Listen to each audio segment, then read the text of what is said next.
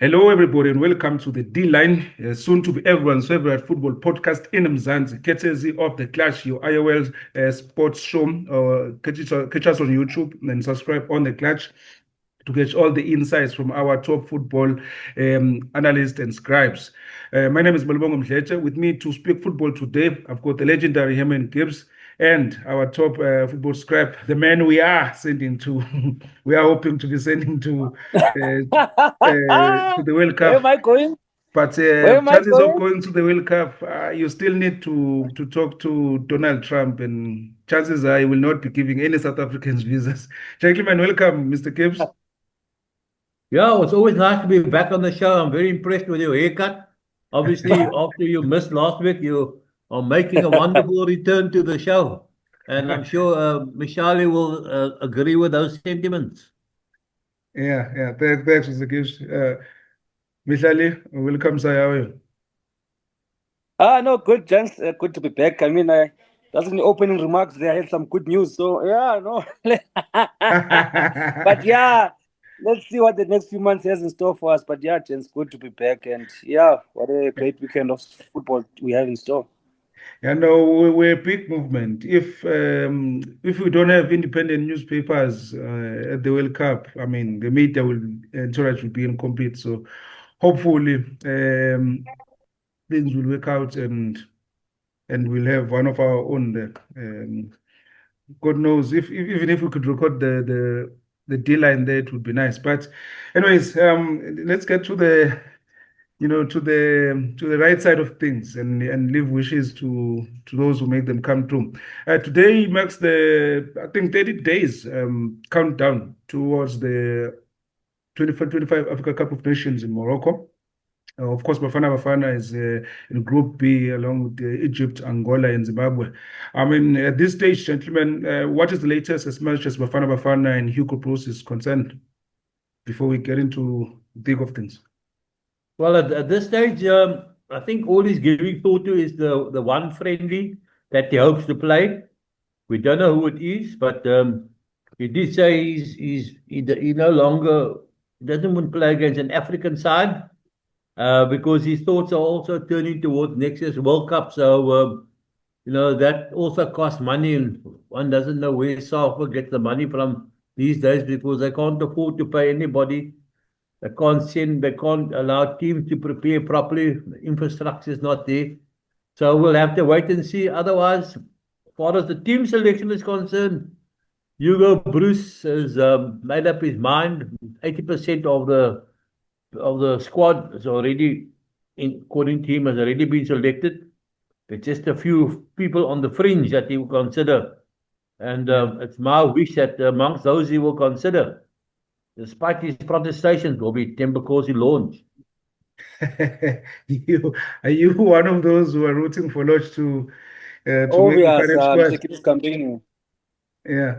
Yes, when one looks at his performances for in Morocco, he has done very well. So I think maybe he won't initially be in the squad, but as soon as there are injuries or withdrawals or suspensions or whatever, I think they'll call him because he'll also be in that part of the world, and they would Yeah. have been acclimatized. He plays there regularly, so it might be an excuse for Hugo Bruce to change his mind and justify it.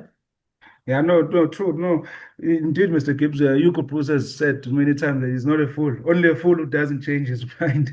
Mihlali will tell us more of that.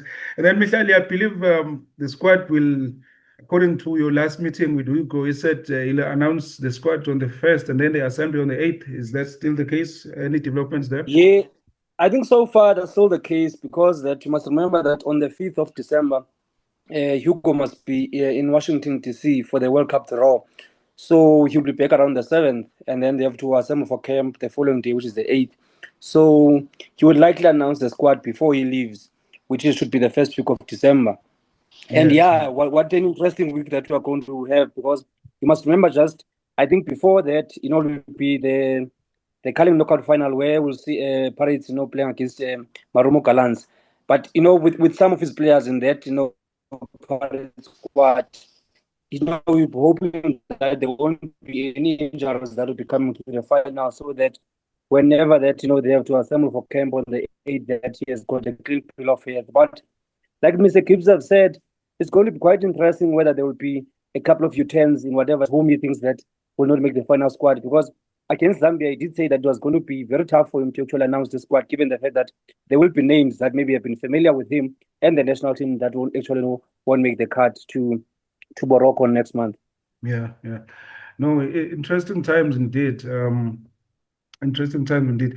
And then, gentlemen, just on that note of talking about FIFA and all stuff FIFA, we saw during the week FIFA struck again in local football. Another one bites the dust as Golden Arrows gets a three window transfer ban. What's the latest there? Maybe can you unpack that one? It's regarding the Knox Mtizwa payments before he left for Richards Bay. What is going on there? I mean, this is becoming a norm every season. We're going to get one club or two getting a FIFA transfer ban. Yeah, very often these clubs they make up their minds about how they want to deal with players when they leave or when they're no longer interested in player services.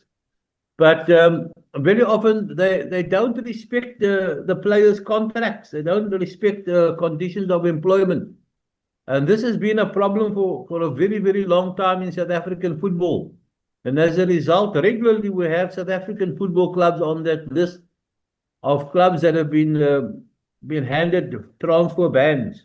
In the case of Golden Arrows now, they will face 3 transfer bans over the next 3 windows. And hopefully, well, I'm sure they will do something about it and give the players money, so that FIFA don't continue banning them, because it becomes quite a problem for the coach when you can't use the players that are in the squad. And the other disappointing thing is that it belongs to the club of one of the hierarchy of the PSL. So we don't expect them to set poor examples, but hopefully she will get a house in order, and that will help FIFA to lift the ban. Yeah. Well, true, Mr. Gibbs. Like you are saying that it belongs to one of the the leaders of the league. You would expect them to set an example. But look, I'm not claiming to know Mato on any personal level, but from from the dealings I've had with the my time as a football journalist, she will not budge. She's one of those people who say, you know what, now I'm really not going to pay him. I can bet she will be here saying, no, now I'm really not going to pay him. I believe she's going to see out this, this 3-term transfer ban, knowing her, but hopefully she will surprise us and pay the player and just get the matchup buried. Then Mihlali, on that side, I mean, Arrows now, at least Mangoba Mngqithi has already started, I mean, rejuvenating the team with youngsters this season. I mean, clearly they will have to continue on that vein if this ban continues, and they have to see it out. It would be interesting, honestly, to know how much is it that is owed by Knox Mtizwa, by Golden Arrows, for maybe to support your statement that maybe, the owner might not pay. Because, I mean, this is going to come back and haunt the club in future. Because, take for instance, when TS Galaxy were banned earlier this season, you did it's like a start. But when team paid off the money, you could see the progress now. The team is actually doing well. And like you've rightfully mentioned, I think Mangoba has steered the ship at Arrows to some calm waters at the moment. And obviously, with every passing transfer window, he might want to bolster the squad with at least a player or two. But then, like now, if his employers are not going to play ball, do they still expect him to actually, grind for the same result? Because it must be frustrating for coaches whenever that they are not able to buy players and to actually steer the club to a certain direction, whereas they expected to actually continue with the same young players. I think sure, having young players is great for Arrows, but you need the experience of players that can come in and actually maybe keep the balance, especially with someone like Mangoba. I think after he left Sundowns, he did say that a coach that wants to win things and with arrows. Was you remember that the last time he was at the club, he won the MTN 8. So obviously now going to the rest of the campaign, there's still the Nedbank Cup to compete for, and obviously maybe a decent finish, in the league. So yeah, let's see what happens in the next few months. But I for one think that if really the owner of Arrows is serious about actually the club doing well, eventually they will have to settle whatever amount that they own to Knox Mutizwa and get that ban uplifted by FIFA. Yeah, you would hope that, but I don't see Mama Tot doing that. I mean, she's one feisty human being My who brother, you would know better. she doesn't bow for anyone and for any instructions. I mean, so, but look, for the goodness of football, and I mean, another disappointing thing here, we may talk about clubs getting banned, but also it speaks to the, to the football culture and the respect. Knox Mtizwa is a legend at Golden Arrows, top scorer of all times with 63 goals in over 200 matches. And, for him to leave a club like that and his legacy now is getting a blemish, it's something that you don't want to see in football. Mr. Gibbs, with that jazz, I'm sure. I mean, you can speak a great deal about the football culture, and now we should actually look to preserve it as we go. Yeah, look at it's a problem. The South African football over the years of the respect for players hasn't quite been there. My mind goes back to the Kutsi ruling many years ago when clubs felt that even long after their contracts has come to an end, they still want to tell the players where to go, where they can't go. Yeah. And thankfully, since that time, a lot of that has changed. But there are still huge problems, and you can see what has happened over the last 4 or 5 years. Clubs, PSL clubs regularly find their way onto that banned list. So it's far from what it should be, but this is also a problem with the PSL, whereas they should be providing guidance to clubs. There's a lot of things that the PSL are not doing that they should be doing. When you look at the clubs, for example, like hockey clubs in America or baseball clubs, the mother body provides regular conferences on how to deal with the media, how to treat players' welfare and things like that. Keeping an eye on venues and the conditions of the venues. The PSL operating without the CEO for I don't know, maybe 10 years now. Yeah, There's yeah, so it's many going things well. that they should be doing, but this PSL at the moment is running by default. It's like we're running on autopilot. The money is there. The Minister of Sport is clueless. He says, well, it's best run league in Africa. So what? Yeah, no, no, true. Yeah, PSL matters. We'll never finish them. But hopefully someday we'll see the light, especially since now we are back on international standards. And on that vein, talk about international standards. We had the FIFA, the CAF Awards during the week, and then we were well represented. We also had Tylone Smith selected or nominated along in the category of the CAF Young Player of the Year. Of course, other categories were Banyana goalkeeper and Mafara goalkeepers both nominated for goalkeeper, men's and women's player of goalkeeper of the year. And then we also had Ndlondlo with this spectacular goal, which we as South Africans didn't vote for. But I mean, I think the main issue here, or the one that talks to us the most, is Tylone Smith's one. I mean, having a player nominated, an under 20 player nominated, and the best young player. It talks about the future of the game in the country. It talks about the future of Bafana Bafana. That one. I'm sure it's good news. Oh, yes, it is good news. I mean, in that young players category in the original nominees, there was also Mbokazi, who was a tremendous prospect, but he just didn't make it onto the panel of the CAF technical committee, just didn't give him a show in the final three. But the important thing about the awards, although we didn't win, was the fact that we had representatives in 4 categories. That shows we are still having a presence on the international stage. And regardless of what we're saying about football in South Africa, there seems to be a growth. And we see our national age group teams are performing well. They are getting into the World Cups. They're getting past the group. Something that has really happened in the past. So the important thing is that the continent is becoming aware of us. Yeah, yes, yes. Yeah.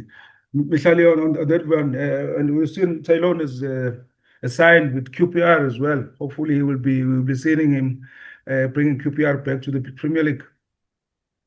Yeah, hopefully. I think when you speak about like someone like Talon Smith, I think he had a great youth Africa Championship with Amachita where they won our maiden a crown on the continent. But I think the interesting comments that I've seen after that, he was in the finalists was the fact that Steve Barker said that he's happy that he even jumped the first team stage to actually go into the championship, but he had hoped that he would maybe stay a season for two. Maybe things could have been a little bit different. But yeah, I think the future for Bafana Bafana looks good, and that is why it's also going to be very important that the successor of coach Hugo Bruce manages to actually pick up where he left off, make sure that the talent that we have in our youth ranks doesn't actually, fall on the wayside. Because it has happened in the past that we get good players that are doing well at junior levels, but whenever that we want to see them in the senior team, then we don't. So let's hope yeah, we can actually see him doing well for QPR and also getting into the EPL. Playing maybe alongside someone like Lyle Foster was at Burnley. Because the more we have these players exposed to international football at the highest stage, I think the more that is going to bode well for Bafana Bafana. Because eventually, whatever that we're doing, we must understand that it needs to reflect, on our national team. And yeah, we may have played with largely a domestic team in the past few campaigns and years under Coach Hugo, but we need to have more players, flying our flags high on the international stage. Yeah. And then just that one on Steve Barker, you think he was talking about the progress of the player, that maybe you should have held him for at least two more seasons? Or was he talking about the situation at Stelis that he keeps, he's a factory that keeps, I, I honestly think losing? he was talking about the situation as still is, to be quite honest, because he has spoken about this situation quite a number of times. I remember when they lost to Orlando Pirates in the M10 final. He spoke about how he had a tinge, if he had maybe a Sihle Nduli, in his team, maybe the situation could have changed and then maybe they could have won because he could see that Sihle is doing well for Pirates. And then Sihle came to him and said, "Thank you, coach, for everything you've done for me," which is quite, I think for me, it's a bit of lame excuses if you think of it. Was in the past few seasons when Stellis was doing well after selling their top players, he was not complaining at the players that they've actually left the club. He was saying no, we're able to actually make it a point that we quickly replace this player and that. So maybe that philosophy or that strategy is no longer working, and like now he's hangover with the players that he's had in the past, which is not a good. So he needs to find ways to actually turn the ship around and get the maximum results because going into the second half of the season is going to be a dog eat dog world, and they need to get results, especially. Yeah. No, no. Cool, Michelle. But then maybe let's move away from that. We'll come back Actually to made. Yeah. Yeah, we'll come back to the situation of Stelis as they are going to they are beginning their second season. In fact, they are beginning their group stages. It's their second season in Cape Comfort Cup.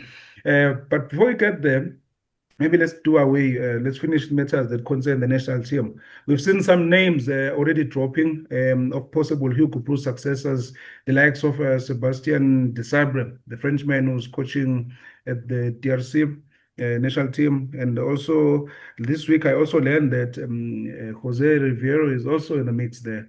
I'm not sure if there are more names that have come through. Of course, we've established long that Mkalele is underqualified to take over the national team. Maybe talk to us about those ones, gentlemen. How far have you learned about regarding this Sebastian Desabre character? And does he Well, look like it? I don't know. I don't know where this Sebastian thing has come from. I've seen it in the media, but I think at this stage it's a bit too early to even think about a successor. But we know with the case of Hugo Bruce, the decision was left to a group of former players and coaches to decide. And I think this is what SAFA must do again because those people did a very good job. They chose Hugo Bruce. He was available at the time, and I think you'll probably be regarded as one of the best coaches we've had. Um, I don't know the guy from Congo, Sebastian, but I do know Ribeiro, and he's had a good feel with the players. He's achieved a lot. The players played for him, and he's got a good temperament. Whether he can work with with a national association that's cash strapped, that can't supply things on time, that will give him a manager that won't be recording yellow cards, that'll be running for ice during matches and not doing his basic duty. That's another thing. So Hugo Bruce is a real war horse.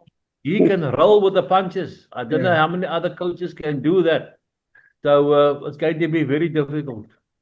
Yeah, and that is Africa Mihlali? for you. This is Africa for you, Mr. Gibbs. Mihlali, what have you learned there? I mean, you were also at this culling event where you had was there during the week. What have you learned regarding Hugo Bruce's successors, possible successors? Well, he said that he was actually, flattered by the links to Bafana Bafana. But I think his strong selling point was the fact that we must just, back Bafana Bafana for the moment and actually, celebrate whatever that it is that they've already achieved, and not try to, destabilize the team by throwing in names that, of the coaches that we think that might succeed Hugo. But at the same time, I think we need to understand that the succession plan needs to start right away. Whoever that is going to succeed Coach Hugo must actually follow the team starting now at AFCON. And then obviously building up to what they are doing in the preparations for the World Cup in March and eventually the tournament. It cannot start when Coach Hugo says that I've got 2 months or I'm leaving after the World Cup. The succession plan needs to start right away. I hear what Mr. Gibbs is saying, that is too early, but Coach Hugo has made it a point and clear that he's leaving. So it's not like the man is being forced out. He's leaving voluntarily because they feel like, he's actually run a good course and what a course has had. So we need to look into that, quite honestly. And maybe going to Rivero, we've seen how he did at Pirates. I mean, he got the 3 seasons, won 5 trophies, finished as runners-up for 3 seasons in a row. That was good, just for a domestic club, though. But I'm a bit worried about, his soft demeanor, because he's a very, humble guy, very reserved and all that. And I think one of the factors that actually led to him not success in Al Ahly was because that he was too good for a club of that need. You need sometimes with this big club and starter, I think, which includes the national team, you need a strong, a strong personality. You need to be aggressive. You need to own everything, because eventually your fate is in your own hands. And when you go to the national team, it's a different ball altogether.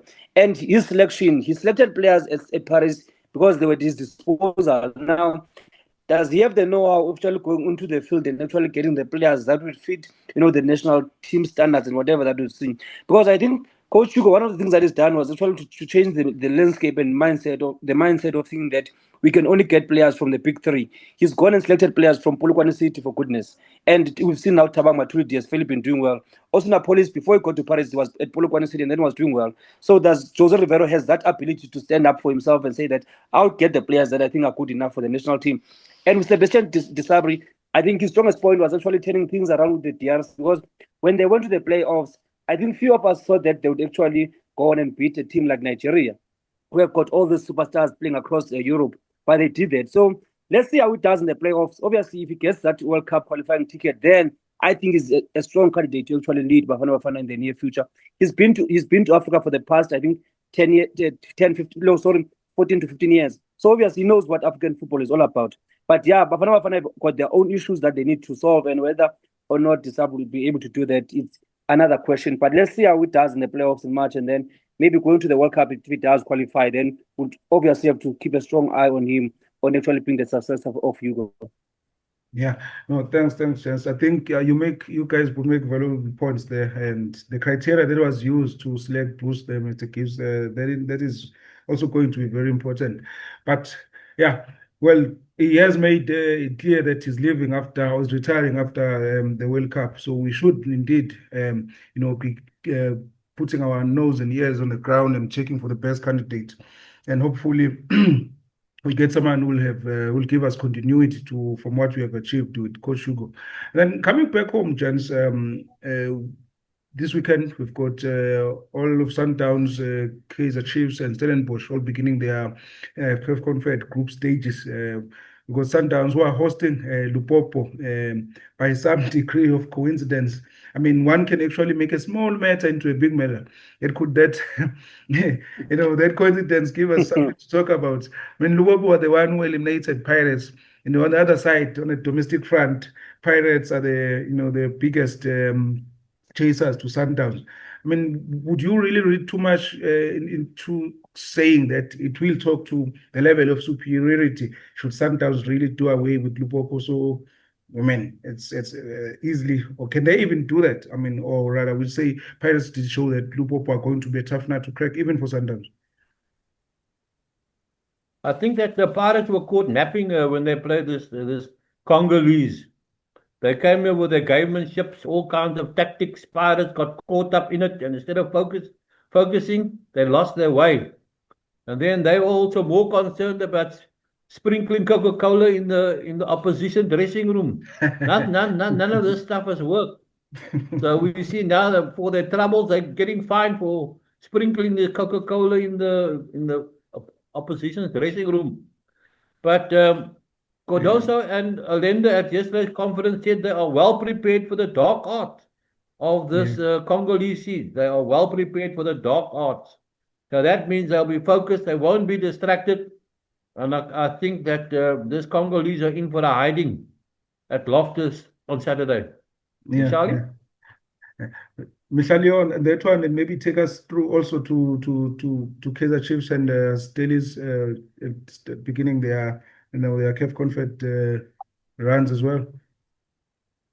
Yeah, maybe just to add to what Mr. Gibbs has already said, is the fact that we may say that if Sundowns are able to actually beat Eloy Lupopo with a very high score, we could say that it shows their domestic superior as well compared to Paris. But also we must understand that Paris more or less didn't know a lot about the antics of this side until they faced them. So Sundowns would also have a better understanding of whatever theatrics that they might bring onto the pitch. So it's a different board altogether. We're going to see it of how it pans out. And what's going to be interesting is the fact that after Pirates, eliminated by Lupopo, I remember that the Pirates game against Sundowns, some Sundowns supporters were, in euphoria, hosting the Lord Lupopo placards at Loftus. Now, the same Lord Lupopo could turn out to be the devil when it comes to Loftus on Saturday. But let's see how that one goes. But yeah, two other interesting fixtures. I think Chiefs are away to Al Masry in Egypt. It's going to be very important for them to start, their campaign on a high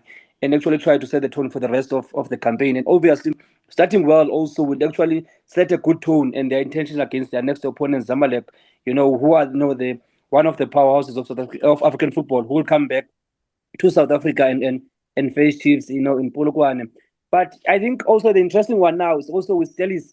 They need to keep the momentum across all boards. Yes, they're not doing well domestically, but they cannot allow that to get to their mindset of actually dropping the ball in Africa, because I believe that a good momentum across boards could actually help them to rejuvenate them and actually get those much needed results, because they've been started well to the season, that's known. And we don't know whether, his. Yes, Mihlali, you were still talking about Steelers. Yes, yeah, I feel like Steelers, a lot of has gone wrong, and they need to find answers and really quickly. The fact that they've also reportedly put two senior players, Lisibanko together with Lehlolo Mochela, on the transfer list, that's even before the January transfer window opens up. That also leaves a lot of questions, because I understand that whatever that they might have done to actually force this decision was probably out of their hands, but there are decisions that you have to look at, but still try to keep internally as best as you can, so that you don't destabilize whatever that momentum, whatever that good influence, by the way, that these players might have had on the team. Because during the situation whereby now, they will have to attract all sorts of attention, which are outside of whatever that they're trying to actually resolve internally and get those results to ensure that they start, the second half of the season already on a high note and get those much needed results to actually steer things around. Yeah, and then Mr. Gibbs, talking about Steelers there, I wanted to come back to Steelers, like Mihlali had said earlier. There's a lot of issues going on there, and then Cape Town is not helping Steelers' cause as well. I mean, there are no fields in Western Cape all of a sudden. Derek Craven is under renovations. Other stadiums are not available. They are forced back to being nomads now. They are playing their home games at Polokwane. And come on, taking a team from the coast and sending them to Polokwane in the, at this level of South African summer or at this level of South African spring, you would think you're taking a fish out of water. And I felt that was the case there. Couldn't I even less than brought them to Durban for that matter, or send them up to Gqeberha. Yeah, it's an odd one because makes you wonder why they didn't consider Gqeberha, Durban, where they normally go, or even somewhere in Gauteng. They chose to go to Polokwane. But coming back to the two players that Mihlali mentioned, it is the fact that they've not only been transfer listed, but they've been told to stay away from training. Yeah. So there must be something seriously wrong there. Obviously, it's a disciplinary issue, but Stellenbosch is not saying a word, and maybe this is the way clubs, PSL, has operated over the years. I feel the best way to treat media inquiries is to remain quiet, just to say nothing. Yeah. And they don't mind the speculation. They allow the speculation to run rife. And that's the way It they doesn't run. help them though. Yeah. Doesn't help them though, Mr. Gibbs, because I think if they are upfront and actually speaking, what is happening loudly, it could maybe, I don't know, somehow do them a world of good, because you feel like whenever during a time where they need, senior players, players who can able to bring, strong personality to the dressing room and on the pitch, they actually, push them out. And I understand that still is a big on discipline, because remember in the past that they released Daryl Macheke, I think alongside Gaugel Sekgotla because of ill discipline. But I think the timing of everything that is just happening in the club now is not helping anyone. And also, like I think I alluded earlier, the fact that Steve Barker keeps on mentioning the fact that maybe things would have been slightly different had he retained some of the players. He needs to let go. He needs to find the answers, the solutions that he had in the past. Because what happened to that formula that was working? What is it that has suddenly gone wrong for him? Because we know that the resources are there, so what is it that could, make him not to actually find the right answers? So maybe there's a deeper underlying issue that we're all missing out on, rather. Yeah. No, gentlemen, let me not keep you longer than you are supposed to be here. It's always a pleasure to have you on board. And when you speak football, we can speak until anyone runs out of data or anything of that sort. Anything from your side before we call it a day for now? Well, I just hope that Amakosi will win this week because, they are very important for the happiness index of Nzanzi. If they win, the whole country will be happy. Everyone will be celebrating. So that's my final word for the D line this week. Thanks, Mr. Gibbs. That's very important for the happiness index, and I'm I think maybe just to add, I think the most important game that they need to win as well is the one at home against Zamalek. I mean, that would be a very welcome Christmas present for their supporters, because that would be their last game of the season. So imagine beating one of the powers of African football rather at home and then going to the festive season. I mean, that would be long spoken about, especially given that their neighbors are not part of continental football now. So let's hope and see. But also I think Sundowns as well, they need to start on a high. I think, to be quite honest, and we and South Africans all know that they are our hope when it comes to African football. So we need them to do well and actually go for that second star. And hopefully, Stellies, can start on a good note as well and try to turn things around, because whenever that they're on form and doing well, it's always pleasing to see them, because they give quite good, spectacles of football. Yeah, no. On that bombshell, gentlemen, thank you very much for joining us again with another episode of the D-Line, soon to be everyone's football podcast. Now remember to subscribe for the D-Line on our YouTube sport channel, The Clash. Thank you, gentlemen. Over and out. Thank you. Cheers.